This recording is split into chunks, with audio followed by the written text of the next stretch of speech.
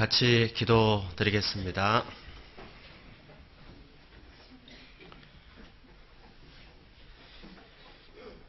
자비하시고 은혜로우시며 천지와 모든 만물을 창조하시고 다스려 가시는 하나님 아버지, 예수님의 그 놀라운 은혜로 저희들을 구원해 주시고 산 소망 가운데 이 땅을 살게 해 주시고 때마다 일마다 지켜주시고 함께해 주심을 감사드립니다. 하나님의 놀라운 은혜로 값없이 의롭다함을 받고 구원받은 저희들, 헛된 세상 살아갈 때 세상 헛된 것에 우리 마음 빼앗기지 않게 도와주시고 항상 주님 사랑 안에 거하며 하나님의 명하신 선한 일에 힘쓰며 기쁨과 감사함으로 살게 해주시고, 또 인생 살아가는 동안에 여러 가지 시험과 고난이 있지만 그것을 주님을 향한 믿음으로 이겨내게 해주시기를 원합니다. 주님 오실 날이 가까운 이때에 우리 교회 더욱 서로 사랑하며 복음을 위해 힘쓰게 도와주시고 우리 교회를 통해서 구원받는 사람이 날마다 나타나게 해주시길 원합니다. 특별히 내일부터 대전도 집회가 계획이 되어 있습니다.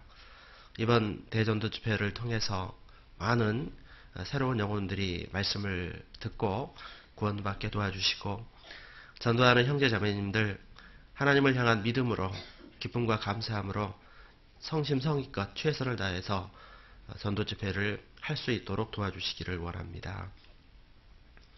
여러 가지 형편으로 함께하지 못한 식구들에게도 같은 은혜 베풀어 주시기를 원합니다. 특별히 병중에 계신 식구들 주님 건강 회복하여 주시기를 원합니다. 외국에서 복음을 위해 수고하시는 선교사님과 또 가족들, 또 많은 동역자 형제 자매들에게 하나님 함께 하셔서 이 귀한 복음이 세계 만방에 전파되게 해주시기를 바라고 원합니다. 우리 교회도 이 귀한 선교의 사명을 열심히 감당하는 그런 교회가 되게 해주시기를 바라고 원합니다. 오늘의 말씀의 시종 모든 것을 우리 하나님께만 맡기고 의지하며 예수님의 이름으로 기도드렸습니다. 아멘. 성경 말씀 요한복음 9장 말씀을 찾겠습니다.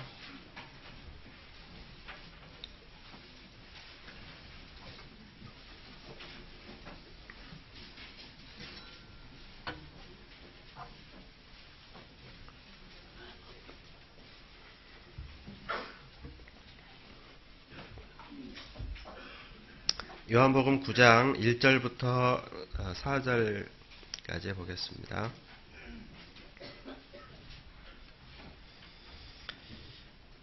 예, 1절부터 4절까지 말씀을 같이 읽어보겠습니다. 예수께서 길 가실 때에 날 때부터 소경된 사람을 보신지라. 제자들이 물어 가로되 라비여, 이 사람이 소경으로 난 것이 니제로 인함이오니까 자기오니까 그 부모오니까. 예수께서 대답하시되 이 사람이나 그 부모가 죄를 범한 것이 아니라 그에게서 하나님의 하시는 일을 나타내고자 하심이니라. 때가 아직 낮음에 나를 보내신 이의 일을 우리가 하여야 하리라. 밤이 오리니 그때는 아무도 일할 수 없느니라. 안녕하십니까. 내일부터 전도 집회죠. 옆에 계신 분하고 인사를 하는데 전도합시다 이렇게 한번 인사 한번 하겠습니다. 인사하겠습니다. 전도합시다. 전도 집회가 있으면 또 설렘으로 기다리시는 분이 있고 또 부담스러운 분도 계시죠. 전도할 사람이 있는 분은 확 설레는데 또 그렇지 않은 분은 교회에서는 자꾸 전도하라 그러고 그냥 그러다 보니까 부담도 생길 수 있고 그렇다고 생각을 합니다. 또 전도를 하고자 하는 간절한 마음에 또 애타는 분도 계시고 여러의 부류의 사람들이 있을 거라고 생각하는데요. 교회에서 전도 집회보다 중요한 행사는 없지 않습니까? 항상 전도 집회를 염두에 두고 거기에 맞춰서 연간 계획을 세우고 또 교회가 집회를 위해서 마음을 모으면 거기에 함께 해서 정말 최선을 다해서 또 노력을 하고 그게 습관되고 또 그것이 우리의 신앙생활이 아닌가 생각을 합니다. 교회에서 전도 집회 되면 좀 압박을 좀 주잖아요. 그거를 부담스럽게 생각하지 마시고 좀 기쁨으로 받아들이면 좋겠다고 생각도 합니다. 그 인생이라고 하는 게 적당한 긴장은 항상 필요하거든요. 어디든지. 그렇지 않으면 또 나태해지고 잊어버리게 되고 시간 지나면 후회하고 그게 인생입니다. 그런데 교회에 교제 안에 있다 보면 적당하게 때가 되면은 또 전도하라고 좀 마음에 좀 부담을 주고 또 하게끔 하고 또 이렇게 하다 보면은 따라가다 보면 또 전도를 하게 되고 또 믿음을 지키며 살게 된다라고 그렇게 생각을 합니다. 그런데 전도 집회를 하면 늘 느끼는 것이 전도하기가 점점 더 어렵다는 생각을 합니다. 여러분도 그러시죠? 서울은 다른가? 제가 있는 부산에서도 참 전도하기가 어려운 것 같아요. 한 사람 전도하려면 옛날에는 뭐 한 번 전도 집회에서 구원받는 경우도 많이 있었잖아요. 근데 요즘은 한 번 듣고 구원받는 경우는 거의 없지 않는가라는 생각을 합니다. 거의 그냥 몇 년을 씨름해가지고 한 사람이 구원을 받는 경우가 많은 것 같아요. 그래서 앞으로 전도는 아주 그냥 끝장보는 물고 늘어지는 전도가 아니면 안 되는 것 같아요. 먼저 교회 식구부터 만들고 계속 끊임없이 거기에 관심을 갖고 그렇게 하지 않으면 안 되는 그것이 요즘 전도법이 아닌가 그런 생각도 해봅니다. 아무튼 내일부터 전도 집회가 올해 마지막 집회신가요? 예. 많이 관심을 가지실 것 같은데 12월 8일 저희도 마지막 집회가 있는데 준비를 하고 있습니다. 그래서 이번 집회를 통해서 많은 그런 열매가 있었으면 좋겠다는 그런 생각도 합니다. 예, 여기 저희가 서울 중랑교회를 처음은 아닙니다. 수년 전에 몇 년 전인지는 잘 기억이 안 납니다만은 왔다 갔었고요. 이 장소는 아니었던 것 같습니다. 네, 몇 년 만에 와서 보니까 너무 성장해 있고 숫자도 늘어 있고 교회당도 깨끗하고 좋습니다. 처음 들어서는 느낌이 양천교회하고 좀 비슷하다는 느낌도 좀 드는데요. 더 좋아진 것 같습니다. 그래서 너무 이렇게 교회가 성장하고 또 어제 보니까 형제님들도 교회 나오셔가지고 운동도 하시고 참 활발하다라는 그런 생각도 좀 가졌습니다. 제 소개를 간단하게 드리면 저는 광주교회에서 구원을 받았고요. 전라도 광주에서 태어나서 쭉 살다가 21살 되었을 때 친구의 소개로 말씀을 듣게 됐고 비록 그 교회를 다녔지만 구원받지 못하다가 저희 교회를 만나서 말씀을 수차례 듣고 고심 끝에 이제 구원을 받게 되었습니다.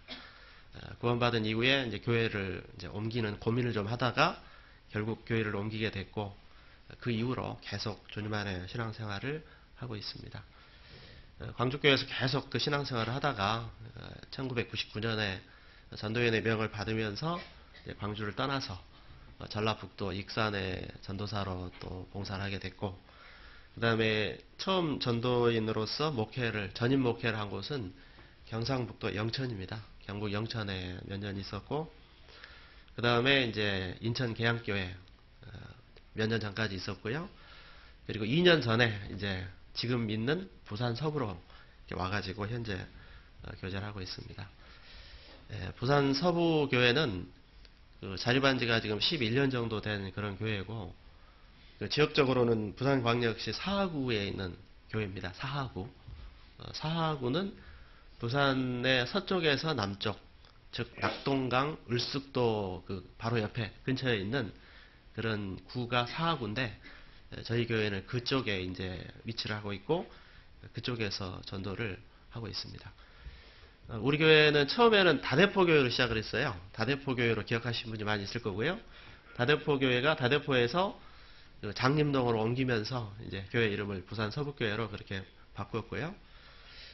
지금 주일날 성인 모이는 숫자가 한 170명 정도 그렇게 교제를 하고 있습니다. 7개 구역으로 그런 그 모습입니다. 그래서 부산에 또 전도하실 분이 있으면 또 우리 지역이면 사하구나 뭐 이런데 강서구나 이런 데 계시면 연락을 해주시면 힘껏 돕도록 그렇게 하겠습니다. 예, 오늘 그 말씀은 그 요한복음 9장 말씀을 좀 읽었는데요.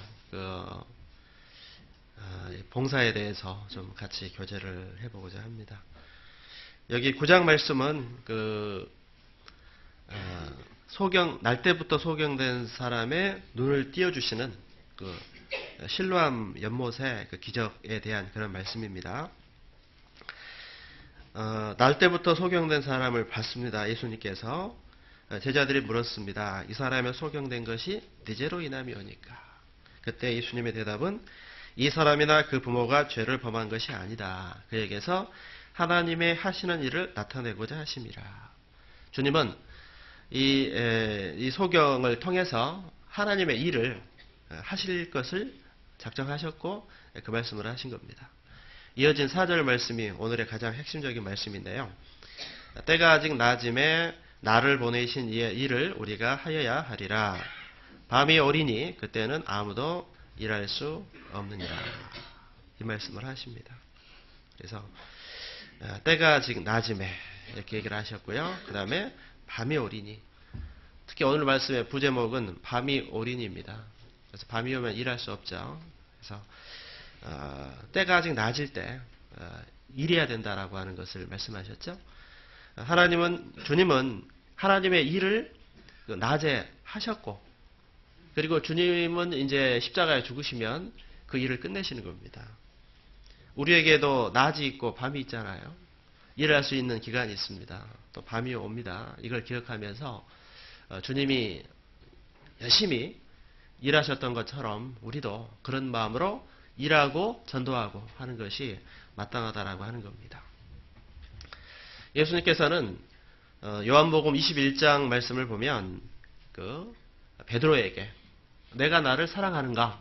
라고 이렇게 물어보십니다.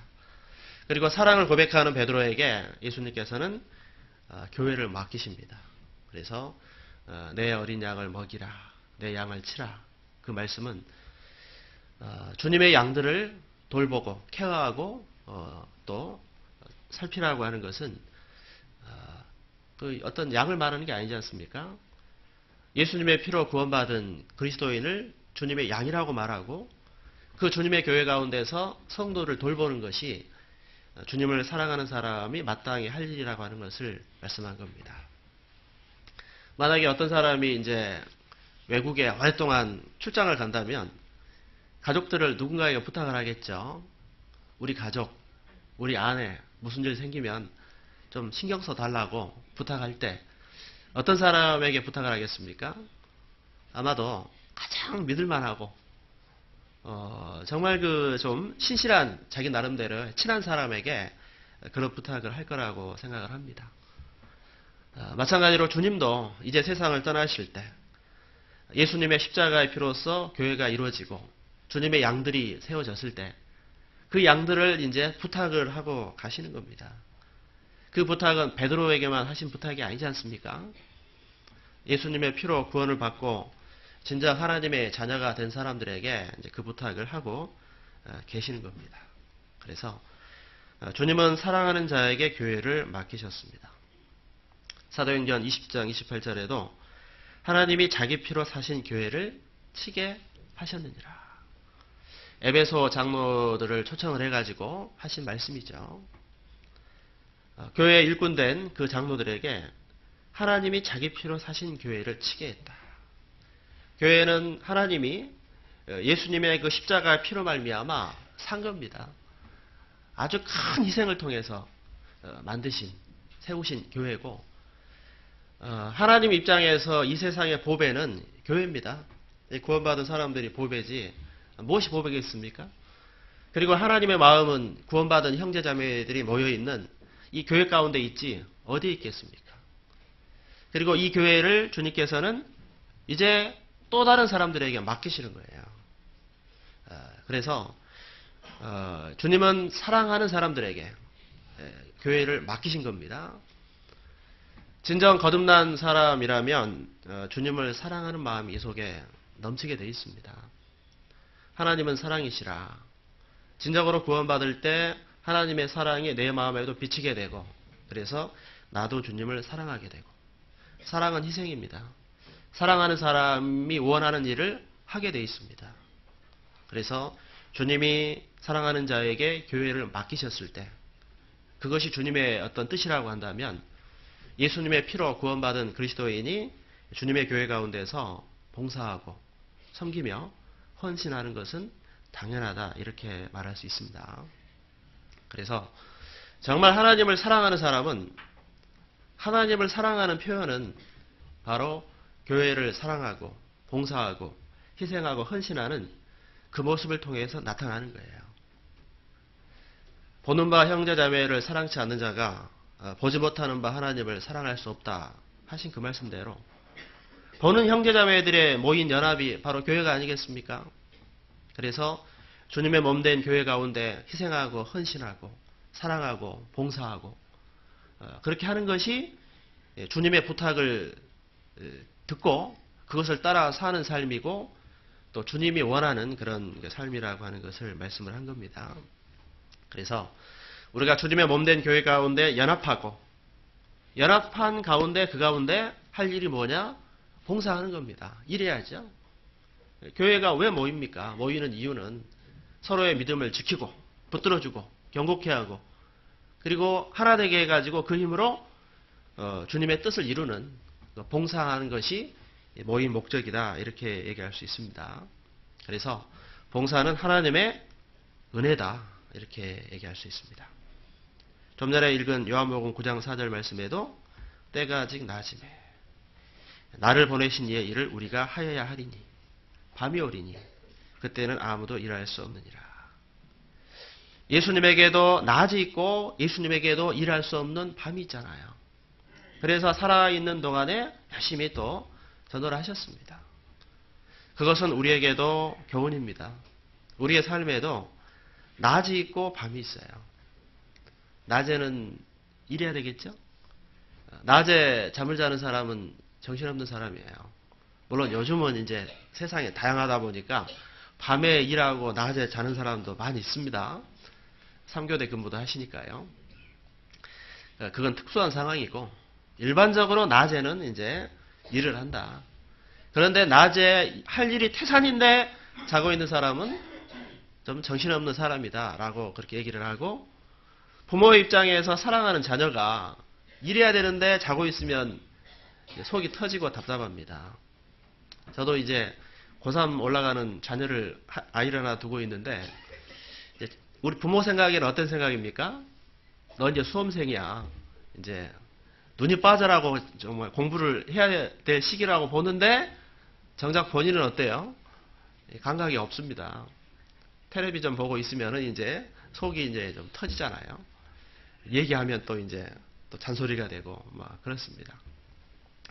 그런 것처럼 사람은 그 시기가 있고, 그 시기에 맞춰서 열심히 살아가는 모습은 참 필요한 모습이라고 할 수가 있겠습니다.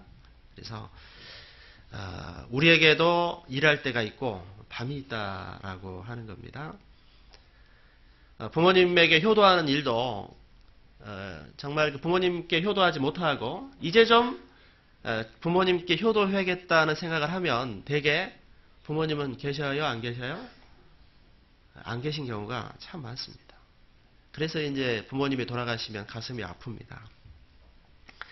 또 부부간에도 맨날 지지고 볶고 싸우다가 돌이키고 이제 아내를 좀 사랑해야지 라고 생각해 보니까 아내가 없는, 먼저 세상을 떠난 경우도 많이 있습니다. 사람은 밤이 돼서야 정신 차리는 경우가 많아요. 부모님 돌아가시면 그때서야 불효한 거 알고, 또 남편, 아내 잃고 나서 그제서야 내가 너무 이기적으로 살았던 것을 반성하고, 그리고 시험 끝나고 나서야 시험 공부 안 한 것을 후회하고, 그게 인생의 모습이잖아요. 이미 때는 지난 그런 인생의 모습들이 우리 주변에 많이 있습니다. 그래서 우리가 주님을 위해서 일할 수 있는 것도 때가 있고 그 시기가 있다는 거예요. 우리는 생각하기를 앞으로도 뭐 주님을 위해서 일할 수 있는 시간, 그런 기회가 많이 있을 거라고 생각하지만 꼭 그렇지는 않을 수도 있다. 그래서 내 인생에도 밤이 온다. 주님 앞에서. 그래서 일할 수 없는 그 시간이 올 수 있다라고 하는 거죠. 개인적인 환경이 그렇게 될 수도 있고 갑자기 어떤 질병을 얻는다거나 뭐 사고가 생길 수도 있죠. 내 인생에 밤이 올 수 있습니다. 일할 수 없는 그 시간이 올 수 있습니다. 아니면 주님이 오시면 재림하시면 더 이상 일할 수 없습니다. 주님 공중재림하시면 이제 봉사는 없어요. 하고 싶어도 그때는 할 수 없습니다. 그리고 내가 평생 이 땅에서 살았던 삶에 대한 그 평가를 받게 되고 내가 주님을 위해서 살았던 모습으로 영원히 이제 상급을 받고 천국에서 살게 되는 겁니다. 그래서 우리가 주님의 교회 가운데 봉사하는 것을 좀 은혜로 여기고 살아갔으면 합니다. 에베소서 3장 말씀을 찾아보겠습니다.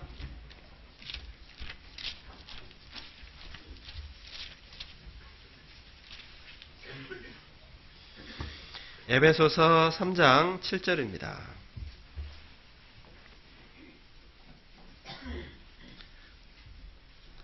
같이 읽어보겠습니다. 이 복음을 위하여 그의 능력이 역사하시는 대로 내게 주신 하나님의 은혜의 선물을 따라 내가 일꾼이 되었노라. 여기도 일꾼 된 것은 은혜의 선물을 따라. 그래서 우리가 주님의 교회 가운데서 일할 수 있다. 일할 수 있는 기회가 있다라고 하는 것을 은혜로 여기는 마음이 필요합니다. 고린도전서 15장 말씀입니다. 15장 10절입니다.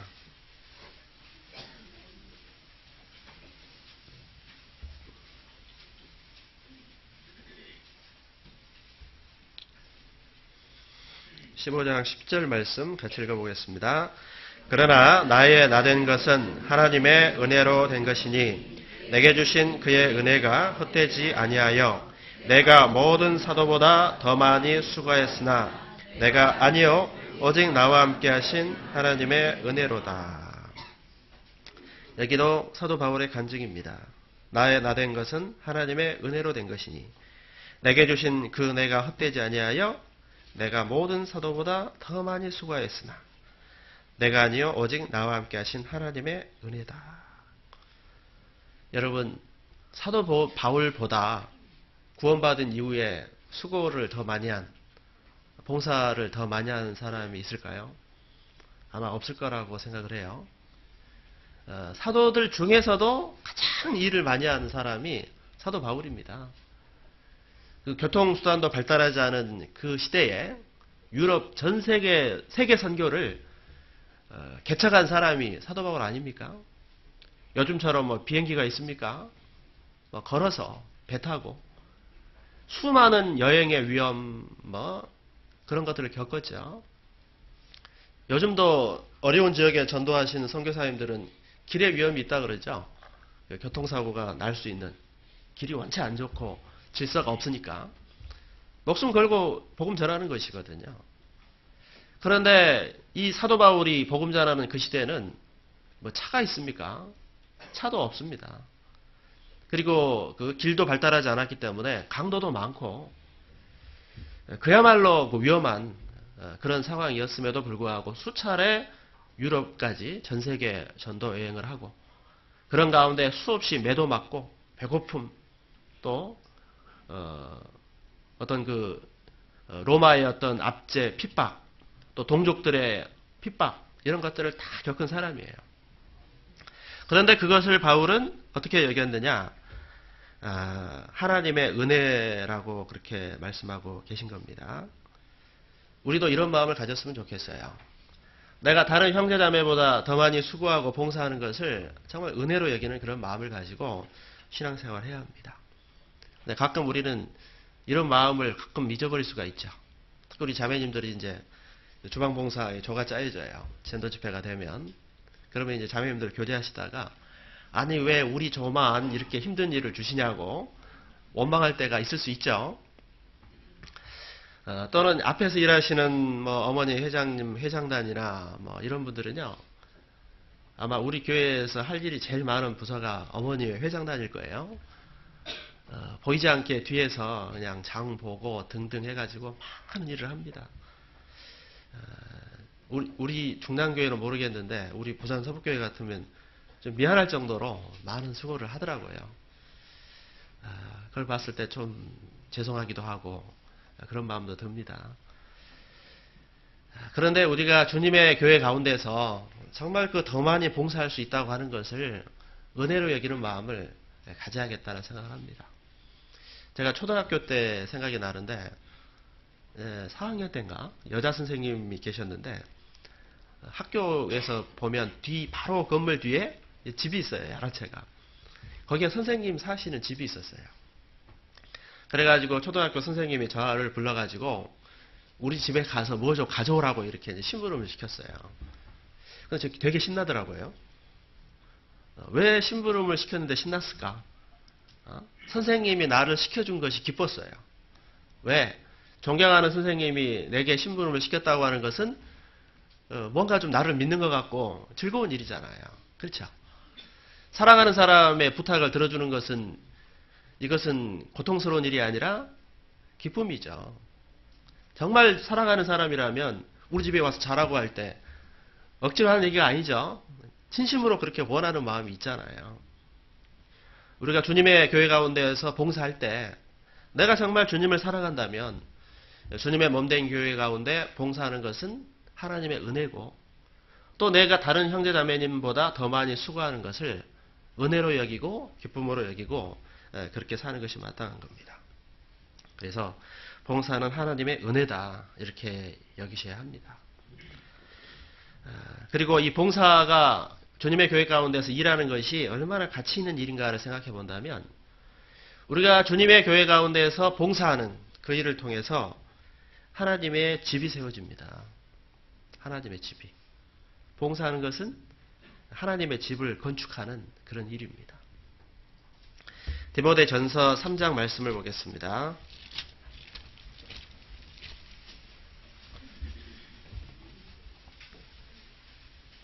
디모데전서 3장 15절 말씀을 보겠습니다.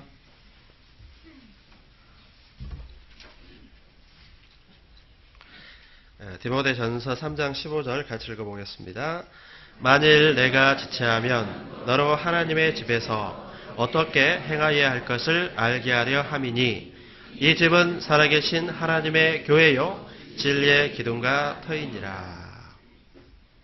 여기도 하나님의 집에서 어떻게 행할 것을 알게 하려 함이니 이 집은 살아계신 하나님의 교회요 진리의 기둥과 터다. 그래서 무엇이 하나님의 집입니까? 뭐가 하나님의 집이에요? 여기 답 나와 있죠? 살아계신 하나님의 교회. 교회가 어디라고요? 하나님의 집이에요. 그래서 이 교회가 하나님의 집이라는 사실을 우리는 명심해야 돼요. 교회는 건물이 아니죠. 이 건물 속에 있는 여러분들, 형제자매가 교회고 여기 건물 안에 있는 여러분들이 보배입니다. 이 건물이 보배가 아니에요. 이 건물 안에 계시는 여러분들이 하나님 앞에 보배드리고 하나님의 집이고 그리고 여기에 하나님의 관심이 있어요. 그래서 우리가 주님의 교회 가운데 봉사하는 것은 하나님의 집을 세우는 일이라고 하는 거예요. 구원받은 사람들이 이기적으로 봉사하지 않고 전도하지 않고 일하지 않고 자기만 위하고 자기 믿음만 지키며 산다면 주님의 교회가 세워지지 않습니다. 하나님의 일이 나타나지 않습니다. 그래서 봉사는 하나님의 집을 세우는 일이다라고 하는 거. 그래서 우리 그리스도인은요. 두 집 살림 하시는 거예요. 큰 집과 작은 집이 있어요. 작은 집은 우리 집이고 가정. 큰 집은 어디? 교회라고 하는 큰 집이 또 있습니다. 그래서 큰 집, 교회를 섬김과 동시에 가정을 잘 꾸리는 그것이 합당합니다. 그래서 교회도 잘 섬기고 가정도 잘 돌보고 그것이 그리스도인의 마땅한 도리일 것입니다. 에베소서 1장 말씀을 찾아보겠습니다. 에베소서 1장 22절입니다.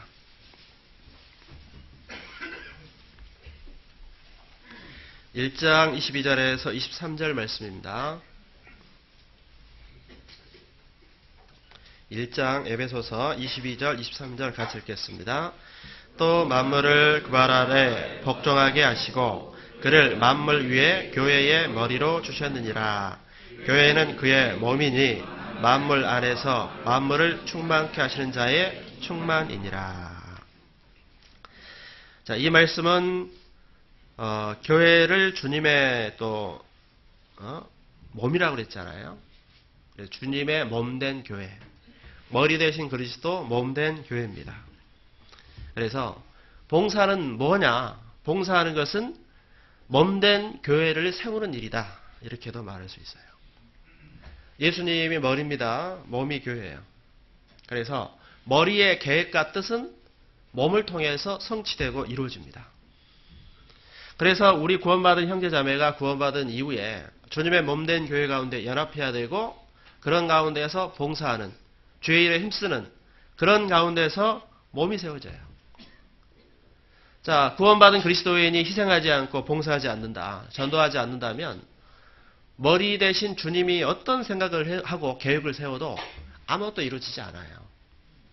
그래서 머리 대신 주님은 몸된 교회를 통해서 하나님의 뜻을 이루십니다.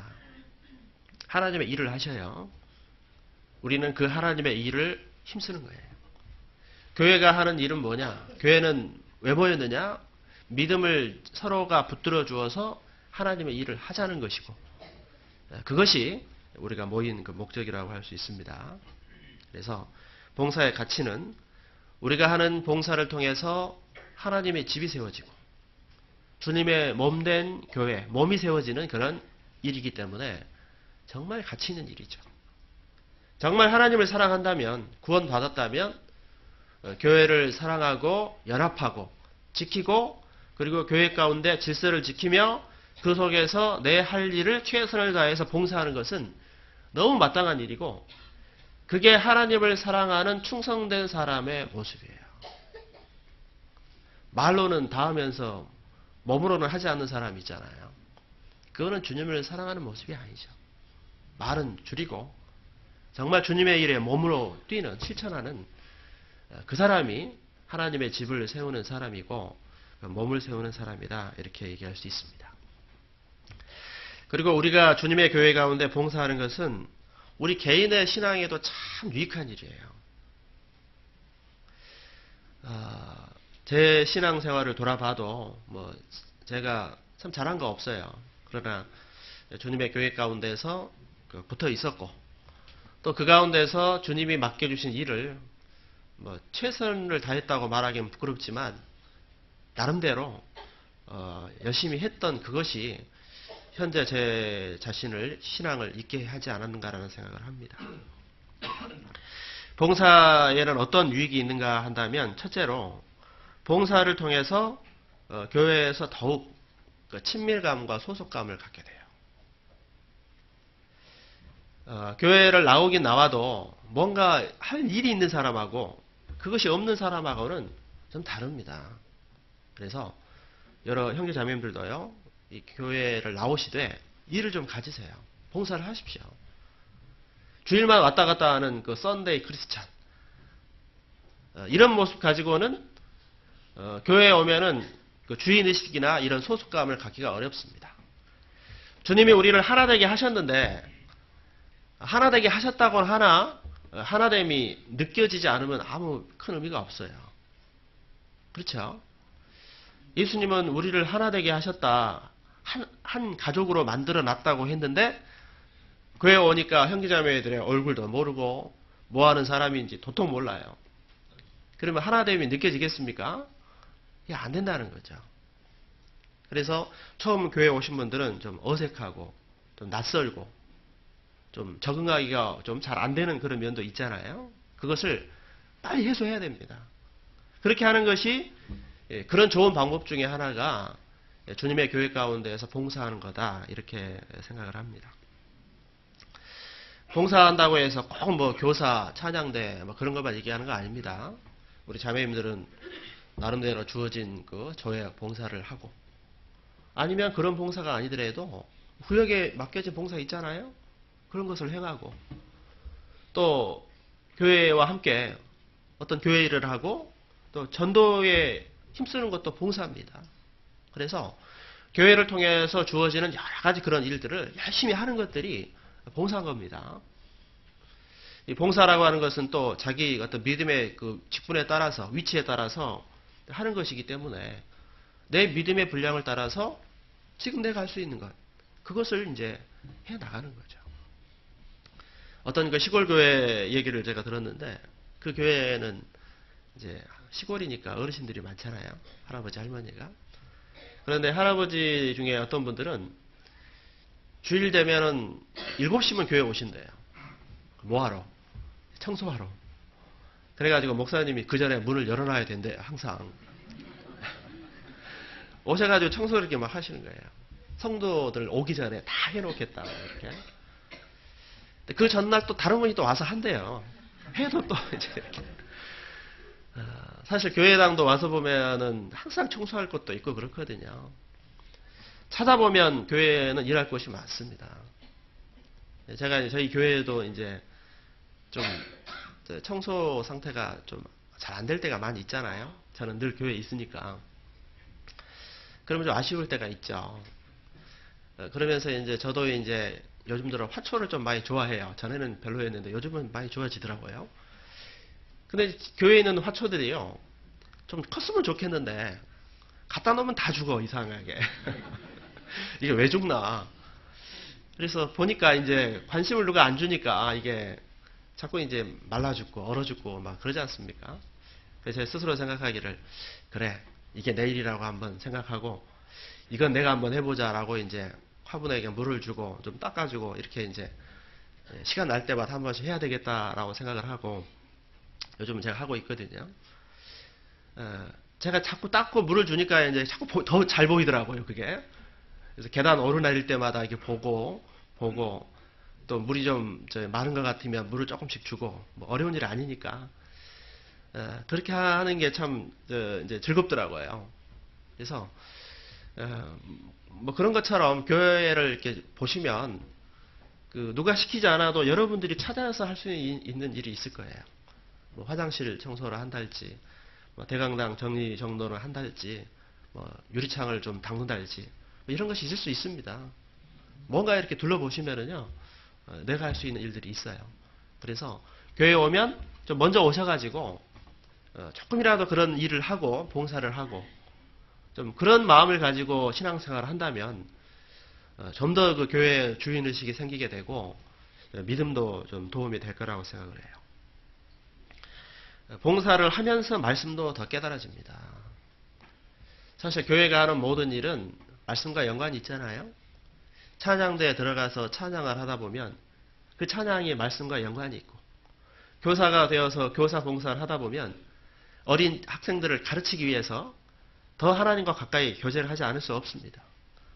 그리고 하나님은 일을 맡긴 사람에게 할 수 있는 능력을 또 주시거든요. 그래서 봉사하면서 말씀이 더욱더 깨달아집니다. 봉사하면서 믿음이 자랍니다. 정말 그렇습니다. 봉사를 하면서 믿음이 자라요. 형제자매를 사랑하는 방법, 이것도 깨닫게 되고 교회에서 교회 생활을 어떻게 해야 되는지도 배우게 됩니다. 봉사하지 않을 때보다도 봉사를 하게 되면 사실은 시간도 많이 뺏기고 또 어려움도 많이 있습니다. 봉사 대충 하는 거 아닙니다. 힘듭니다. 그리고 열심히 앞서서 봉사하다 보면요, 열심히 일해놓고 괜히 좀 불평불만, 세상 말로 욕먹는 그런 경우도 종종 있습니다. 또 앞에서 일하다 보면은 형제자매들끼리 의견이 잘 맞지 않는 그런 경우도 체험하게 됩니다. 자, 그런 것들을 체험하고 이겨나가면서 성도를 사랑하는 방법, 이해하는 방법, 또 마음이 넓어지는 그런 체험도 하게 됩니다. 그래서 봉사를 통해서 그런 훈련이 돼야 주님의 교회 가운데에서 점점 일할 수 있고 직분도 맡을 수 있는 거예요. 그게 안 된 상태에서 큰 일을 맡게 되면 이제 잘못하면 믿음이 좀 실족하게 되는 일이 있을 수도 있는 겁니다. 그래서 봉사하면서 말씀도 더 깨달아지고 말씀과 연관이 있으니까 그 다음에 우리의 믿음도 자라게 되고 교회 가운데서 사는 방법, 교회 생활도 배우게 돼요. 그리고 상급도 쌓게 돼요. 천국의 상급을 쌓는 일이 뭐겠습니까? 전도하는 일이죠. 교회가 하는 일이 뭡니까? 전도하는 일입니다. 모든 일이 전도입니다. 주방에서 일하시는 자매님도 그것이 전도라는 걸 아셔야 돼요. 전도 집회 때 그 주방 봉사하는 자매님들이 아무도 거기에 하지 않으면 그 전도가 되겠어요? 그 전도가 안 됩니다. 청소하는 사람은 청소를 당번 때 해줘야 그 전도가 이루어진 거 아니겠습니까? 그래서 교회가 하는 모든 일은 전도예요. 또 교사들이 아이들을 케어하는 돌보는 일도 그 전도입니다. 그것도. 그런 게 돼야 교회가 든든히 서가지 어느 부분이 그냥 싹 빠져버리게 되면은 주님의 교회가 온전할 수 없고 그 성도들의 신앙생활이 온전할 수 없거든요.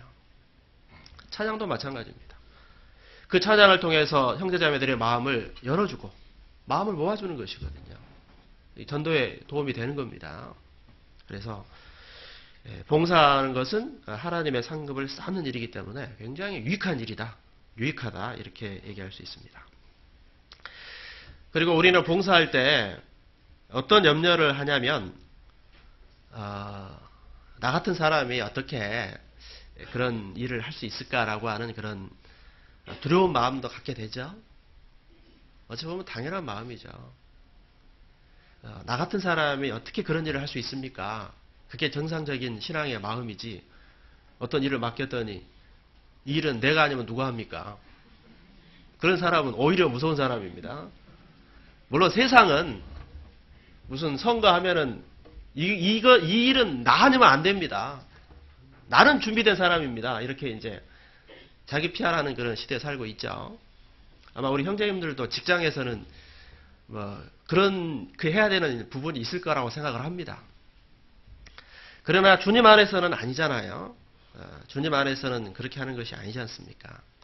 그래서 우리 자신을 생각하면 정말 나 같은 사람이 어떻게 이런 주님의 일을 할 수 있을까라는 그런 생각을 하게 되는 것이 보통 정상적인 그리스도인의 마음입니다. 그러나 교회 가운데에서 어떤 일이 맡겨지게 되면 한번 믿음으로 해보십시오. 왜? 하나님은 일을 맡기시면 그 할 수 있는 능력도 주시는 분이기 때문에 그렇습니다. 디모데후서 1장 말씀을 찾아보겠습니다.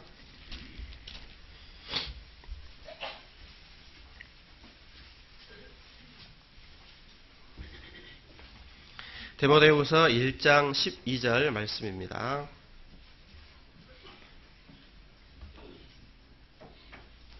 디모데후서 1장 12절 같이 읽어보겠습니다. 이를 인하여 내가 또 이 고난을 받되 부끄러워하지 아니함은 나의 의뢰한 자를 내가 알고 또한 나의 의탁한 것을 그날까지 저가 능히 지키실 줄을 확신함이라. 여기도 나의 의뢰한 자를 내가 알고 나의 의탁한 것을 그날까지 저가 능히 지키실 줄을 확신함이라. 그래서 직분이라고 하는 것은 하나님이 맡기시면 일할 수 있는 능력도 주신다라고 하는 겁니다. 고린도전서 3장 말씀에도 심는 이나 물 주는 이는 아무것도 아니로되 오직 자라나게 하시는 이는 하나님 뿐이시니라. 그래서 우리가 주님의 교회 가운데 하는 일은 심고 물 주는 일이죠. 역사는 누가 하신다? 하나님이 하신다고 하는 거예요. 그래서 하나님은 부족한 나도 사용하기를 원하십니다. 물론 교회 일은 내가 아니면 안 되는 거 아닙니다. 내가 아니면 안 된다라는 생각을 하는 사람이 교만한 사람이에요. 근데 가끔 보면 그런 사람이 있어요. 자기 아니면 안 되는 것처럼 그냥 꼭 이렇게 그냥 다 자기가 감독해야 되는 이런 사람이 있는데 그거는 잘못된 그 신앙이라고 생각을 합니다. 하나님은 어떻게든 일할 수 있습니다. 돌들이 소리 지르리라 하는 그 말씀 그대로 어떤 방법으로든 하나님의 일은 주님이 이루셔요. 그런데 중요한 것은 물론 하나님은 어떻게든 내가 아니라도 일을 이루시겠지만은 나의 소원은 무엇입니까? 그 일을 나를 통해 이루기를 바라는 그런 마음인 거죠. 그것이 봉사하는 그런 마음이라고 할 수가 있겠습니다. 그래서 심고 물 주는 이는 아무것도 아니지만 자라나게 하시는 이는 하나님이다. 그래서 우리가 주님의 교회 가운데 하는 일은 심고 물 주는 거다. 봉사하는 거예요. 그 다음에 역사는 누가? 하나님이 하신다는 마음을 가지고 믿음을 가지고 내 은사를 따라서 분량대로 최선을 다하면 되는 거예요. 하나님은 주신 능력만큼 일하기를 바라시지 그 이상 바라시지 않습니다. 헌금 생활하는 것도 하나님이 주신 만큼 드리라는 것이지 그 이상 뭐 드리라는 게 아니잖아요. 믿음의 분량만큼 하는 겁니다. 그래서 믿음을 가지고 좀 할 수 있는 그런 마음을 갖기를 바랍니다. 맡기신 분도 하나님, 능히 이루게 하시는 분도 하나님이시기 때문에 용기를 내어서 시작해 보시기 바랍니다.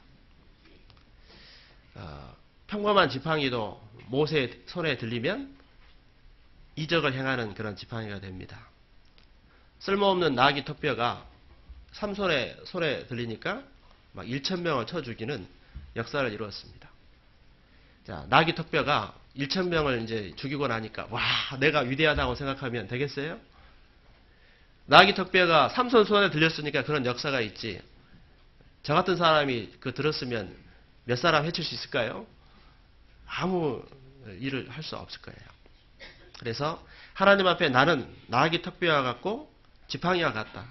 누구 손에 들리냐에 따라서 역사가 나타난다는 마음을 가지고 정말 부족한 나 자신이지만 하나님께 믿음을 가지고 헌신하고 순종할 때 그때 주님이 나를 통해 역사를 이루신다는 사실을 우리는 기억하고 봉사를 하는 겁니다. 전도도 그런 마음으로 하셔야죠. 내가 전도를 많이 했다고 해서 자고해서는 안 될 겁니다. 아, 내가 이런 사람이야. 내가 한 겁니까? 누가 하신 거예요? 주님이 하신 거예요. 주님이 나를 통해서 더 많이 이루어주셨으니까 더 많이 감사하고 마음을 낮춰야지. 그걸 자기가 한 것처럼 자고하게 되면 안 되겠죠. 또는 반대로 죽어라고 전도를 해도 왜 이렇게 나를 통해는 열매가 안 나타나냐? 그래가지고 또 그것 때문에 또 낙심하고 좌절하고 이런 분이 계신데 그것도 합당한 마음은 아니라고 생각을 합니다.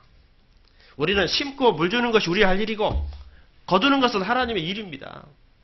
우리가 전도 집회 때가 되면 최선을 다해서 전도를 하지만 그 열매는 하나님이 주셔야 되거든요. 우리가 할 일은 최선을 다해서 하는 것뿐이에요. 그래서 열매가 안 나타난다고 해도 낙심하지 마시고요. 내가 할 수 있는 일을 최선을 다해서 하십시오. 그러면 됩니다. 하나님은 결과에 집착하는 분이 아니잖아요. 세상 사람은 결과에 집착합니다. 과정은 별로 중요하지 않아요. 그러나 하나님은 아니에요. 다 아셔요. 결과보다는 과정을 보십니다. 그래서 과정 속에 말씀 앞에 순종하고 믿음 가운데 살아간 사람을 분명히 하나님은 더욱 높여주신다라고 확신합니다. 그래서 일은 맡기시는 분도 하나님이지만 그것을 감당할 수 있는 힘도 하나님이 주신다는 마음을 가지고 믿음으로 하셔야 돼요. 그러셔야 됩니다. 예를 들어서 어떤 형제님이 교사봉사 제의를 받았어요. 그러면 구원 받을 때부터 준비된 교사 있을까요? 없어요. 저도 이제 처음 교사봉사를 할 때 하고 싶어서 했거든요. 찬양대 봉사를 하다가 뭐 좀 하고 싶은데 그런 마음에 이제 지원을 했는데 사실 제가 그렇게 어린이들을 그렇게 좋아하는 사람이 아니에요. 근데 이제 교사를 하니까 해보니까 교사는 그 학생들이나 어린이를 사랑하는 마음이 없으면 안 되거든요, 이게. 그게 좀 알겠더라고요. 그런데 봉사를 하다 보니까 그런 마음이 생깁니다. 저는 주로 중학생들하고 교제를 많이 했는데 그 중학생들하고 대화하는 것도 쉬운 일은 아니잖아요. 잘 안 돼, 이게. 예? 그런데 이제 하다 보니까 이제 조금씩 그들의 언어를 알게 되고 대화하는 방법을 이해하게 되고 은사가 개발이 되는 걸 많이 느껴요. 제가 교사를 한 10여 년 했지만은 요즘 학생들하고는 더 못하겠어요. 더 달라, 이게. 참 교사들 힘듭니다, 요새. 네, 중고등부 교사들 참, 초등부도 마찬가지고요. 그 교사들을 좀 귀하게 여기고 지원을 아낌없이 해주는 것이 참 필요하다는 그런 생각을 합니다. 아무튼 이렇게 일을 맡아서 하다 보면 은사가 개발이 돼요. 제가 한때 찬양대도 했습니다. 잘하고 싶지만 못했거든요. 하다 보니까 몇 년 하니까요, 제가 봐도 제법 하는 거예요, 이게.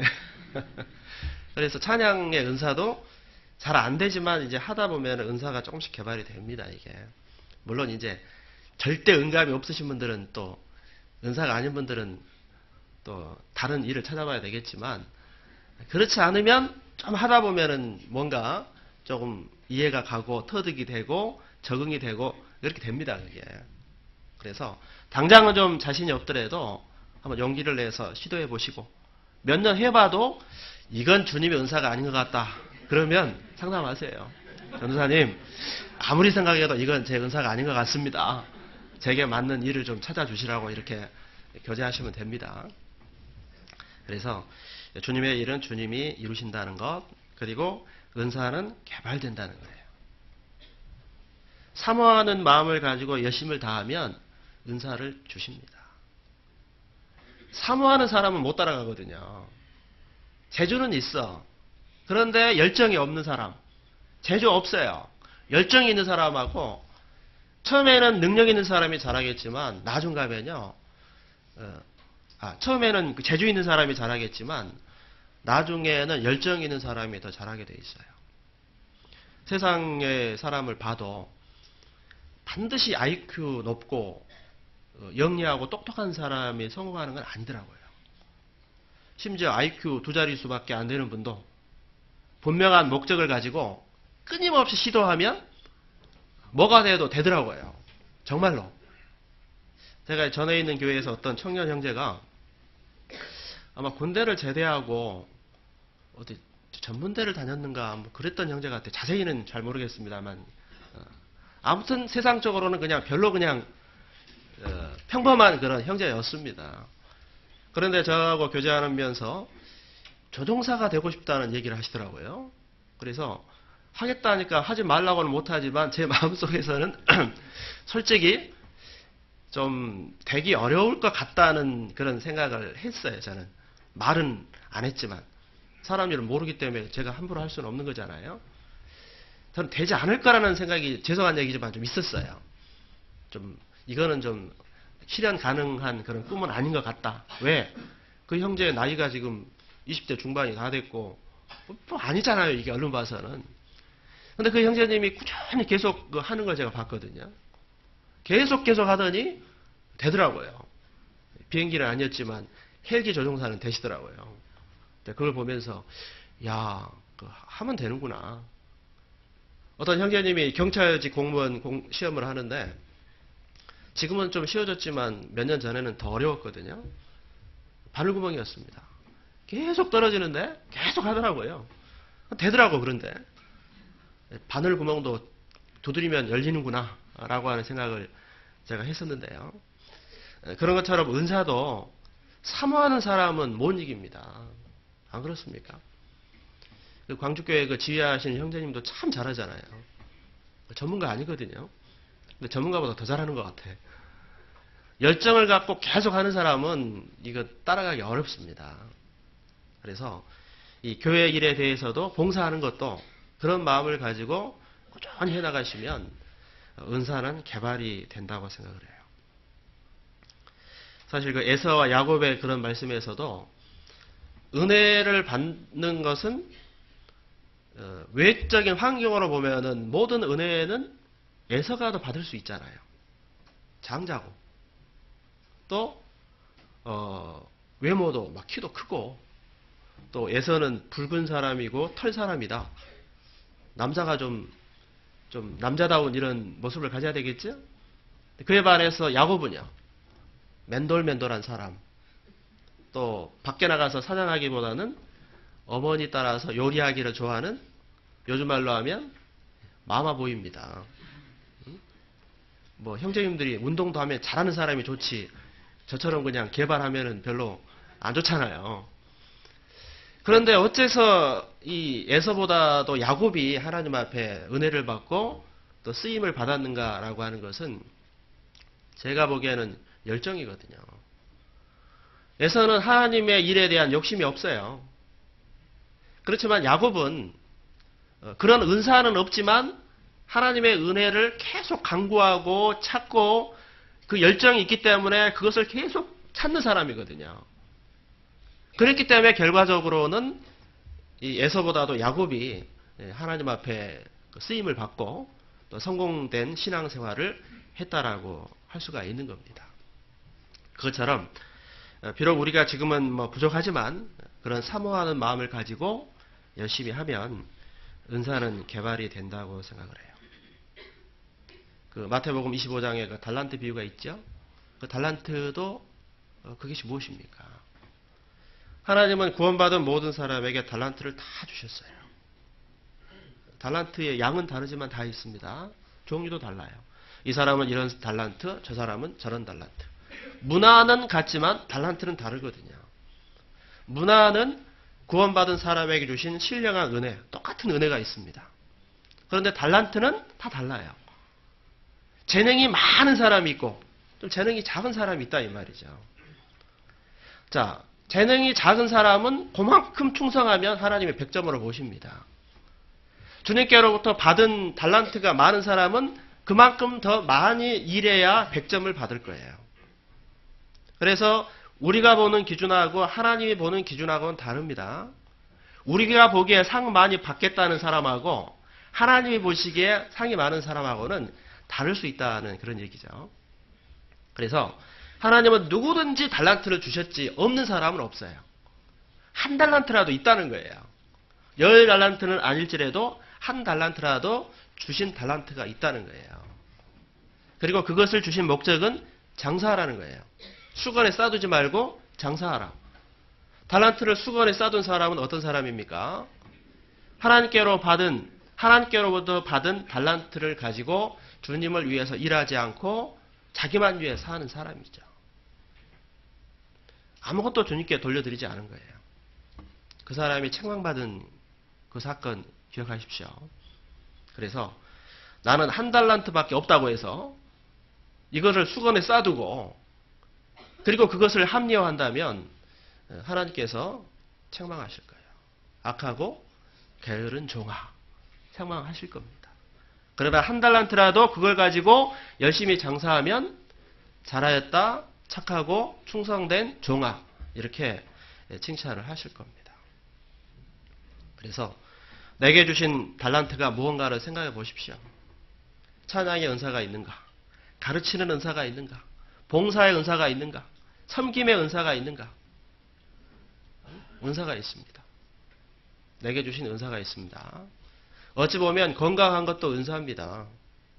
내가 지금 사지 멀쩡하고 일할 수 있는 것도 은사라고요. 그렇죠?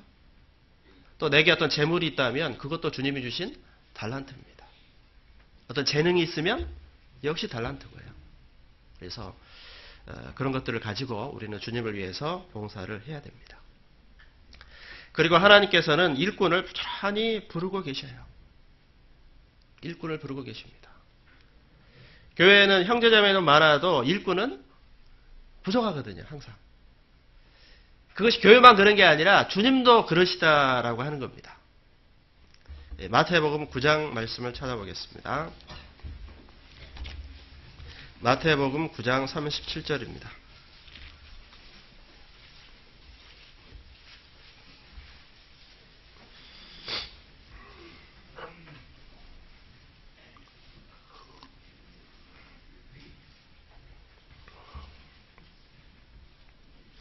마태복음 9장 37절에서 38절까지입니다. 같이 읽겠습니다. 이에 제자들에게 이르시되 추수할 것은 많되 일꾼은 적으니 그러므로 추수하는 주인에게 청하여 추수할 일꾼들을 보내주소서 하라 하시니라. 예수님의 하신 말씀이죠. 무리를 보시고 민망히 여기시고 또 그들을 가르치셨는데 36절에 보면 무리를 보시고 민망히 여기시니 저희가 목자 없는 양과 같이 고생하며 유리함이라. 세상에 있는 거듭나지 못한 영혼들을 봤을 때 주님은 민망히 여기셨습니다. 그들이 목자 없는 양처럼 고생하며 유리하는 모습을 보시고 하신 말씀이죠. 야, 추수할 것은 많은데 일꾼은 적구나. 여러분, 추수 때가 됐습니다. 농사를 해서. 그래가지고 벼가 이제 고개를 숙이고 농사가 잘 됐어요.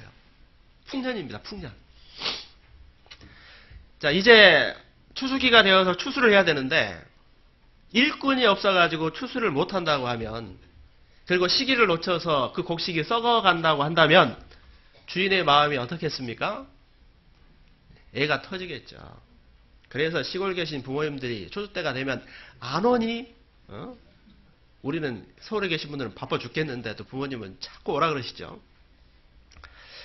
자, 곡식이 이제 추수가 돼가지고 때가 지나면 다 버리는데 그것을 거두지 못하는 농부의 심정, 그것이 주님의 마음이라고 하는 거예요. 저희 교회에 어떤 형제님이 땅이 있어요.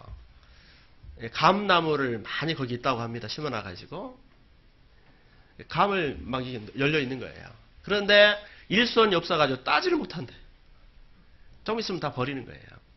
아깝잖아요. 자, 추수기가 되었는데 일손이 부족해서 그것을 거두지 못해가지고 때를 놓쳐서 못 쓰게 되는, 그것을 보는 농부의 마음이 가슴 아픈 것처럼 그것이 주님의 마음이라는 거죠. 예수님 이 땅에 오셔서 십자가에 죽으셨습니다. 부활하시고 승천하셨습니다. 그래서 구원을 완성했습니다. 이제 우리는 이것을 거두기만 하면 되는 것이 우리의 일이거든요. 씨 뿌리는 것은 하나님이 하신 일이고 거두는 것은 일꾼의 일, 우리 거듭난 그리스도인들의 일인데, 거듭난 그리스도인들이 일하지 않으므로 게으름으로 인해 가지고 주님의 결실한 수고한 그 곡식을 거두지 못한다라고 한다면 얼마나 안타깝겠어요. 그것이 주님의 마음인 겁니다. 추수할 것은 많다, 일꾼은 적다. 이 추수할 것은 뭘 말합니까? 영혼들이에요. 세상의 모든 사람들의 영혼, 그 영혼을 위해서 예수님이 씨를 뿌리셔가지고 다 사해 놓으셨어요. 전하게 말하면 돼요. 그런데 일꾼이 적다. 그래서 추수하는 주인에게 청하여 추수할 일꾼들을 보내주소서 하라. 그래서 주님은 일꾼을 찾고 계신다는 사실, 부르고 계셔요. 우리는 그 부름에 이것을 무시하지 말고 거기에 응하고 또 성심성의껏 일하는 그런 사람이 되어야 됩니다. 요한복음 4장 보겠습니다.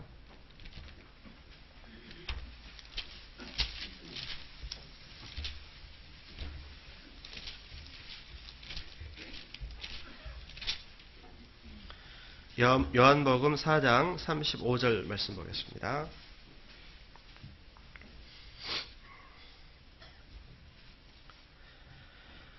35절에서 36절까지 같이 읽어보겠습니다. 너희가 넉 달이 지나야 추수할 때가 이르겠다 하지 아니하느냐? 내가 너희에게 이르노니 눈을 들어 밭을 보라. 피어져 추수하게 되었도다. 거두는 자가 이미 싹도 받고 영생에 이르는 열매를 모으나니 이는 뿌리는 자와 거두는 자가 함께 즐거워하게 하려 함이니라. 34절에도 보면 예수께서 이르시되 나의 양식은 나를 보내신 이의 뜻을 행하며 그의 일을 온전히 이루는 것이라. 나를 보내신 이의 뜻, 하나님의 뜻을 우리는 이루어야 됩니다. 그리고 35절에 넉 달이 지나야 추수할 때가 이르겠다 하지 않느냐. 눈을 들어 밭을 보라.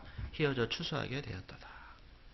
예수님의 눈에는 추수하게 된 곡식과 같은 그 영혼들이 보이는 거예요.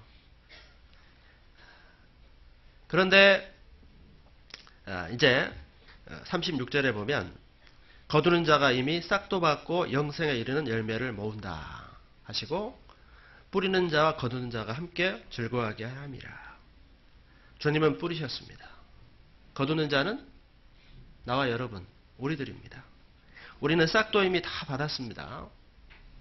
그래서 이런 영혼을 거두는 이런 일에 우리는 팔을 걷어붙이고 열심히 해야 되는 겁니다. 그래서 하나님께서는 일꾼을 부르고 계신다는 사실을 명심하시기를 바랍니다.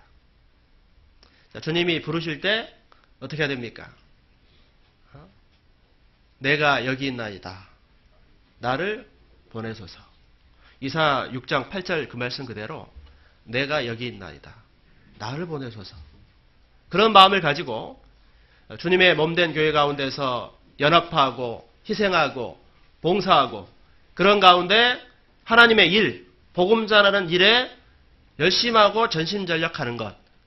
그것이 마땅한 그리스도인의 일이고 그것이 참으로 주님을 사랑하는 사람의 삶의 모습이다. 이렇게 말할 수가 있는 거예요.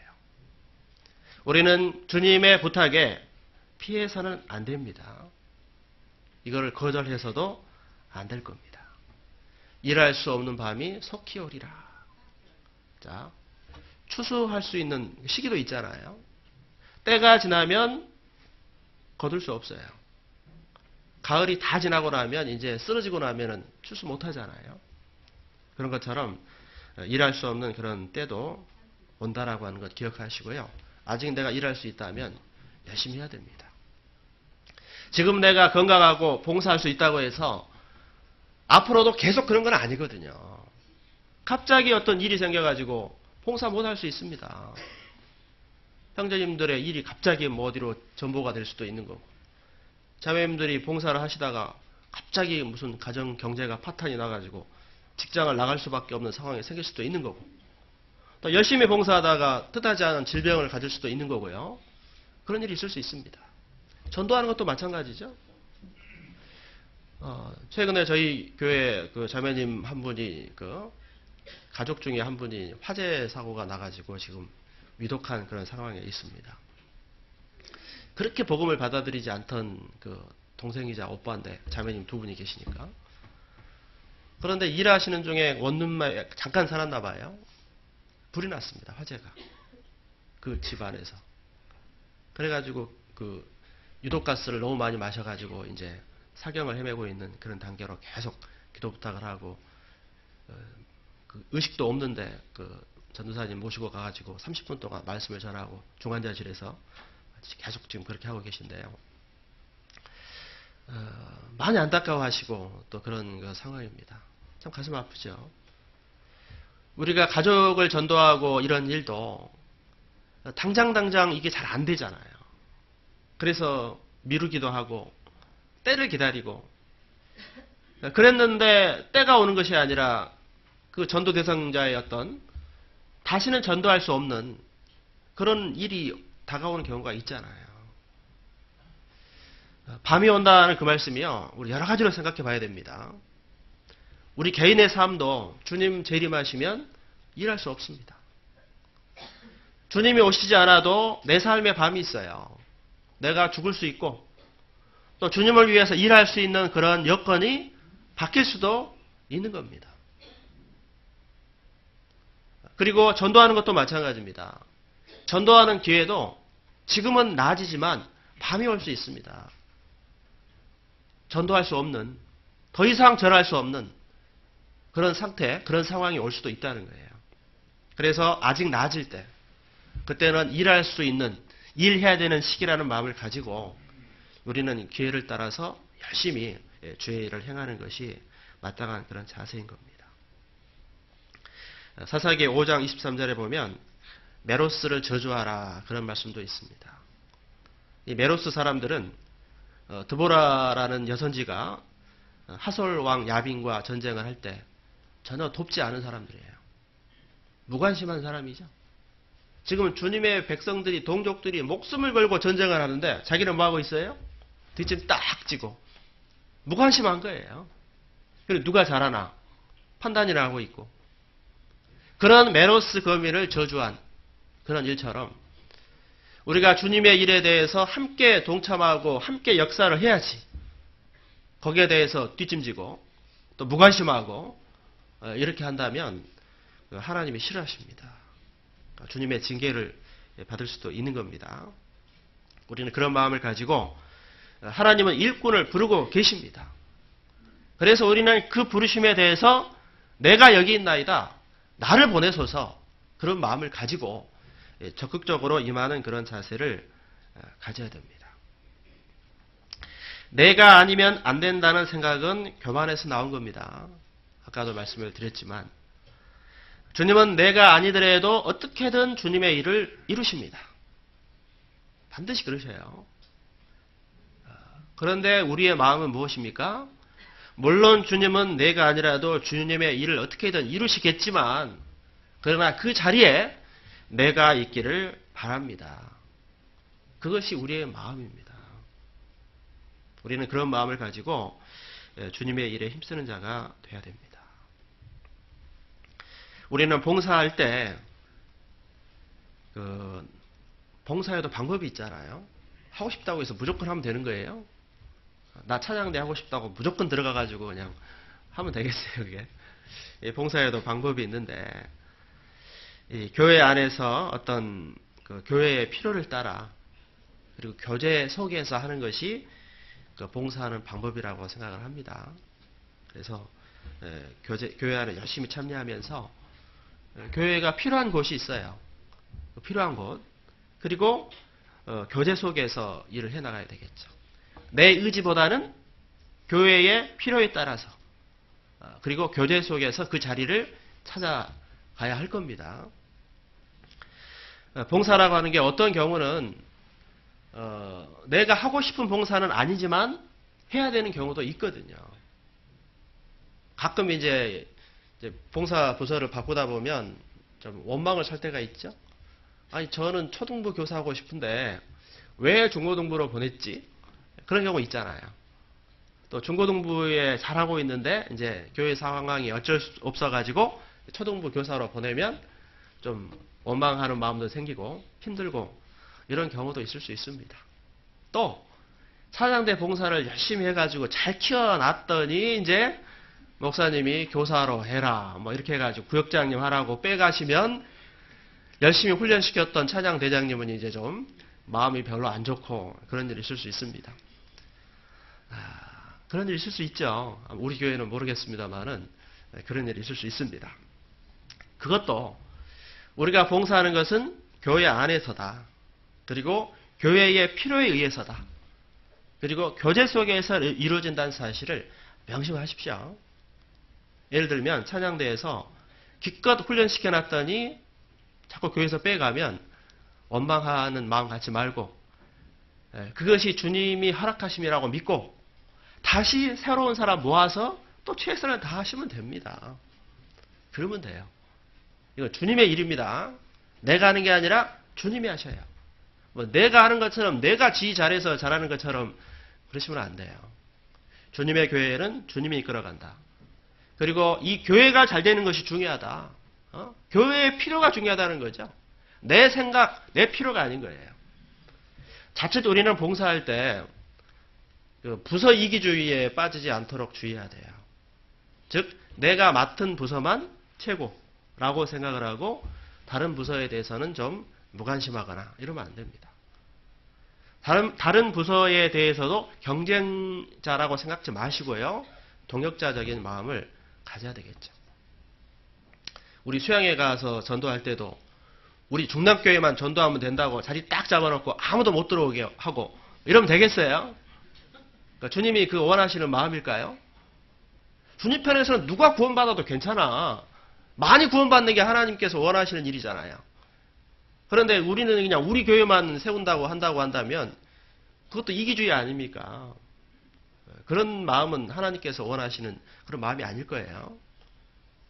부서도 마찬가지일 수 있죠. 교회도 마찬가지일 수 있지만은 그런 마음을 갖지 말고 교회의 필요에 의해서 내가 봉사한다라고 하는 것. 그걸 명심하셔야 됩니다. 그래서 그런 어떤 그 마음을 가지고 질서 속에서 이루어 가셔야 합니다. 그리고 봉사는 은사를 따라서 하는 거예요. 자기에게 맞는 은사가 있거든요. 아무리 하고 싶어도 안 되는 게 있거든요. 찬양대 하고 싶어 미치겠는데 절대 응감으로 안 돼. 그럼 되겠어요, 그게?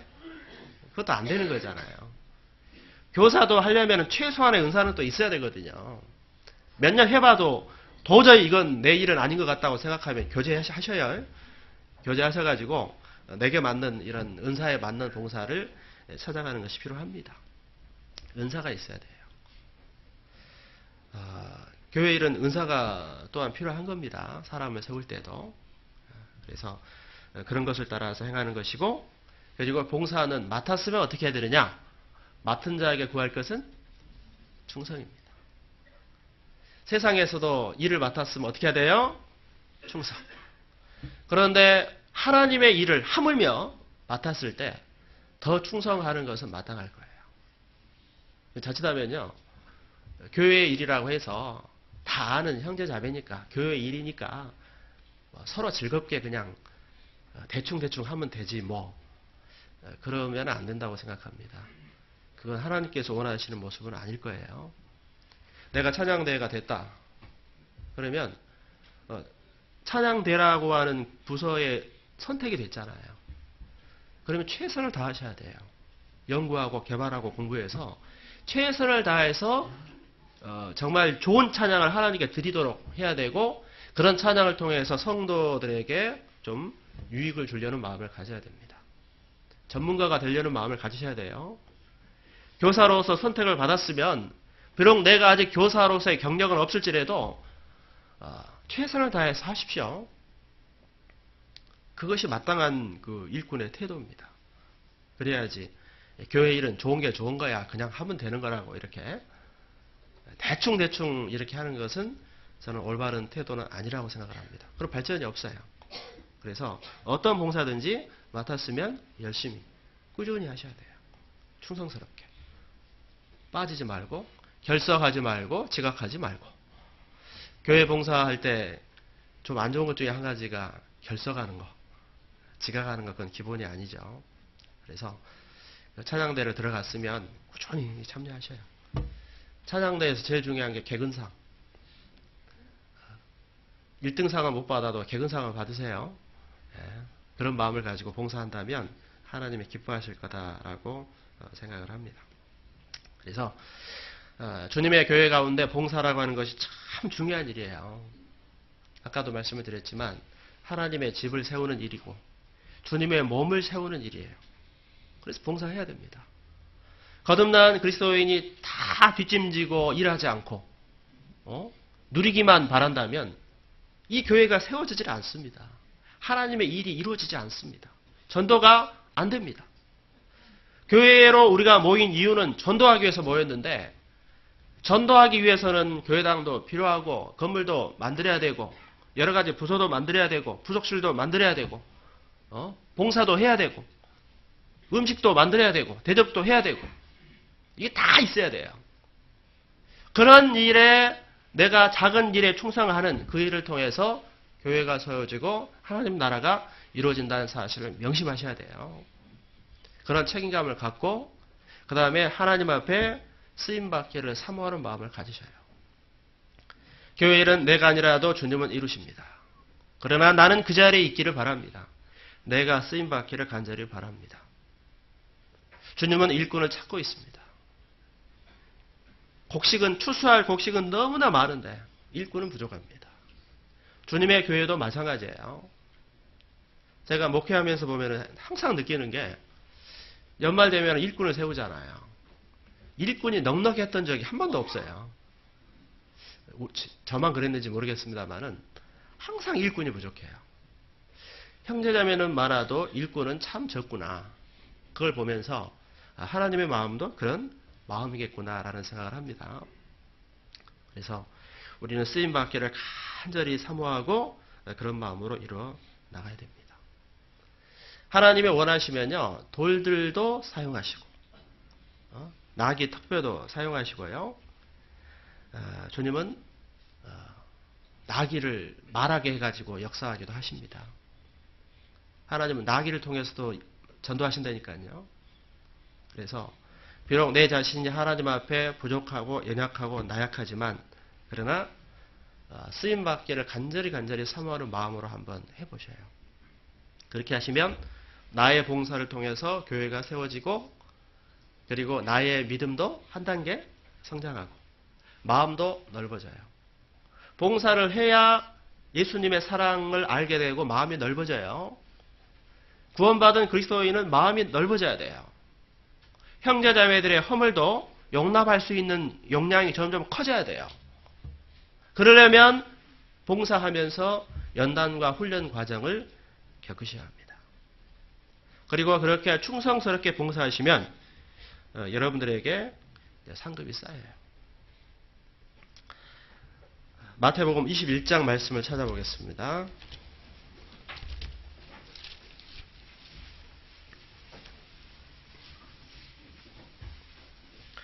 마태복음 21장 3절 말씀 같이 읽겠습니다. 만일 누가 무슨 말을 하거든 주가 쓰시겠다 하라. 그리하면 즉시 보내리라 하시니. 주님이 날 좀 쓰시겠다고 하면 어떻게 하셔야 돼요? 예, 주님 내가 여기 있습니다. 나를 보내소서. 그것이 마땅한 그런 자세겠죠. 요한계시록 22장을 보겠습니다. 제일 뒤에 22장 12절 말씀을 보겠습니다. 같이 읽겠습니다. 보라, 내가 속히 오리니 내가 줄상이 내게 있어 각 사람에게 그의 일한 대로 갚아주리라. 주님이 속히 오셔요. 진짜 일할 수 없는 밤이 옵니다. 오시면 내게 줄상이 내게 있어 각 사람에게 그의 일한 대로 갚아주리라. 그래서 우리가 주님의 교회 가운데 희생하고 봉사한 그 모든 것에 대해서 일한 대로 갚아주셔요. 일을 해야 갚아줄 게 있겠죠. 구원받은 이후에 주님을 위해서 일하지 않았어요. 수건에 쌓아두었어요. 달란트를. 그 사람은 하나님은 주고 싶어도 줄 수 없습니다. 하나님은 심은 대로 거두게 하고 뿌린 대로 거두게 하는 분이에요. 일하지 않아도 거두게 하는 분이 아닙니다. 믿음의 성장도 반드시 뭔가 대가가 치러져야 돼요. 희생하고 봉사하는 것을 통해서 믿음이 연단되는 것이지 그거 없이 가만히 있었더니 믿음이 자라고 이러지는 않는다는 거예요. 하나님은 반드시 심은 대로 거두게 하시는 그런 분이십니다. 그래서 거듭난 이후에 주님 앞에 서는 그날까지 믿음을 지키며 교제 안에 거하며 그 다음에 교회 속에서 내 위치를 찾고 그 다음에 주님이 맡기신 일에 충성스럽게 전신전력하면서 봉사할 때 그것이 하나님 앞에 합당한 삶이고 그리고 천국의 상급을 쌓는 그런 길이 되는 겁니다. 그렇게 사셔야 되고요. 그런 마음을 가지고 내일부터 전도 집회도 준비했으면 합니다. 부서에서 봉사하는 게요. 전부 다 전도입니다. 대강당 앞에서 인사하는 것도 다 전도고요. 그 마음을 가지고 하셔야 돼요.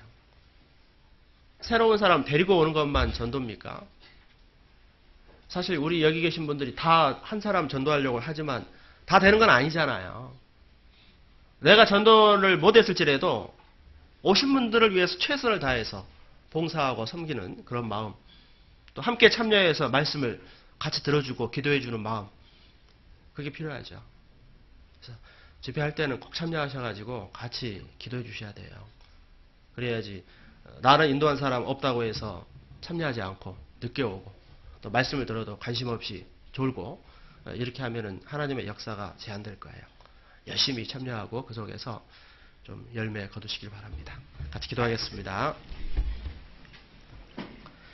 자비하시고 은혜로우신 하나님 진심으로 감사드립니다.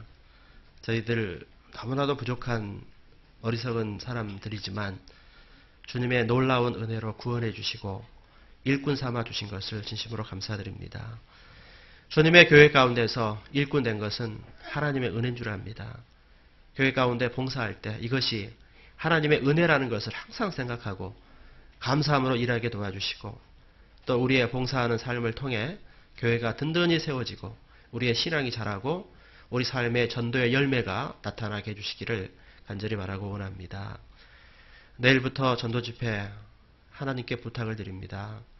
많은 영혼 참여하게 도와주시고 오신 분마다 성령께서 감화시켜 주셔서 그 말씀이 마음을 변화시켜 주시고 구원받게 해주시기를 원합니다. 이번 집회가 참으로 기쁘고 즐거운 주님 안에 행복한 그런 잔치가 되게 해주시기를 간절히 바라며 모든 것을 예수님의 이름으로 기도드렸습니다. 아멘. 찬송가 387장입니다.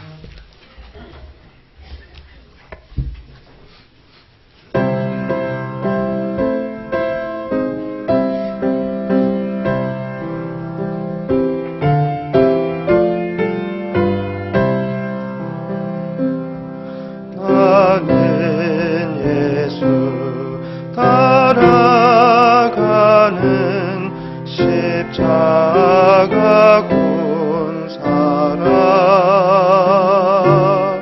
주 이름 증거하기를 외주저하리요. 다른 군사 피 흘리며 나가서 싸울 때 나 혼자 편히 앉아서 바라만 보리요.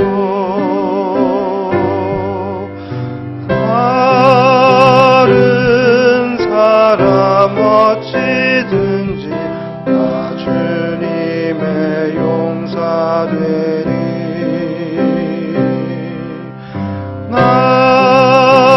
나는 주의 군사 되어 충성을 맹세하여 내가 승리하기까지 주는